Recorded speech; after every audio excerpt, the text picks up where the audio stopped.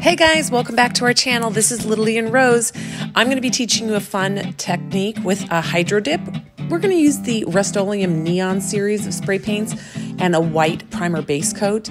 I'm primarily using the neon so that you can really see the technique show up on this cup. But again, you can use this with any colors. I've done this with a white base with our bow glitter as the base and then do rose gold spray paint over the top, and it looks absolutely gorgeous. But like I said, I'm going to use the neon series just to really show you the vibrancy of this technique. You can see I've prepped my cup. I used hang method, which is about 4 grams of epoxy, 2 grams A, 2 grams B mixed together, and then just coated over the tumbler to put a very, very thin coat to apply our glitters. I'm using the Neon Series glitter from our website, LittleLeeandRose.com.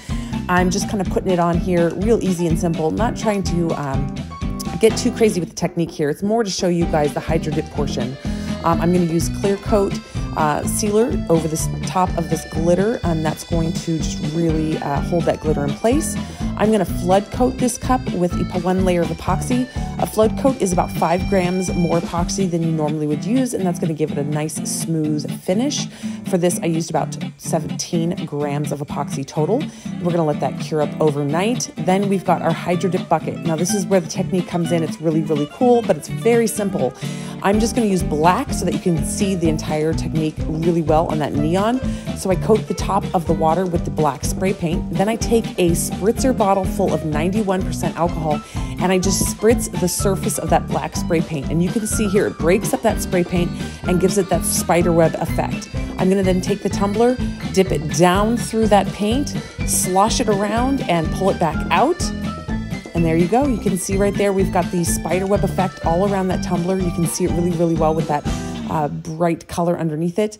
I had a few little bubbles on my last coat of epoxy, so I sanded them down just a touch. The turner had been on level for that last bit, and that's why we had to do some sanding. But now you can see we're just putting on one more coat of epoxy. You can't see any of that sand work underneath there at all. The beautiful glaze of this epoxy just covers it right up. And there you go. We're all finished. That was the final coat of epoxy. This technique can be used in so many different applications on tumblers. The world is your oyster. I hope you guys have fun. Try out that 91% alcohol right on top of your Hydrodip to give you this cool technique.